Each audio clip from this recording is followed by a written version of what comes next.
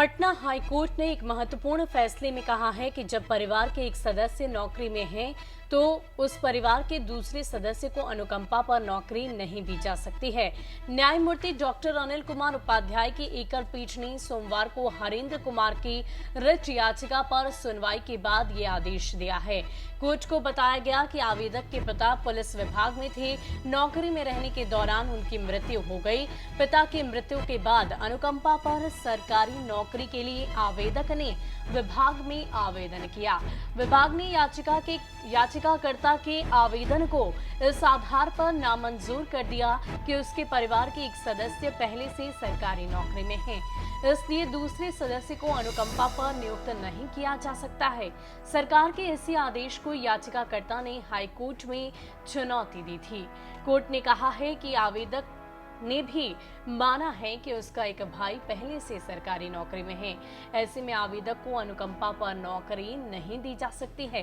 Court ने विभाग के निर्णय को सही ठहराते हुए याचिकाकर्ता की याचिका को खारिज कर दिया है।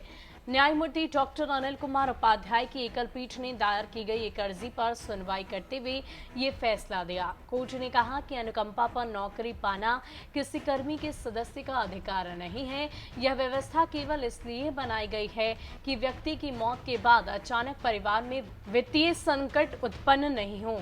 लेकिन अगर उस परिवार का कोई सदस्य पहले से नौकरी कर रहा है तो दूसरे को अनुकंपा पर नौकरी देने का कोई औचित्य नहीं है।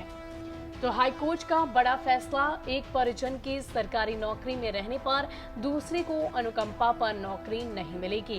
पहले इस बात की चर्चा हुआ करती थी और यही वजह है कि एक याचिकाकर्ता ने इस पूरे मसले को लेकर कोर्ट में पेशी दी, लेकिन कोर्ट ने ये फैसला सुना दिया है कि जब परिवार के एक सदस्य नौकरी में है तो उस परिवार के दूसरे सदस्य को अनुकंपा पर नौकरी नहीं दी जा सकती है।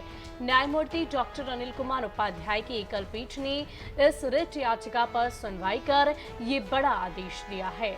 कोर्ट को बताया गया कि आवेदक के पिता पुलिस विभाग में थे।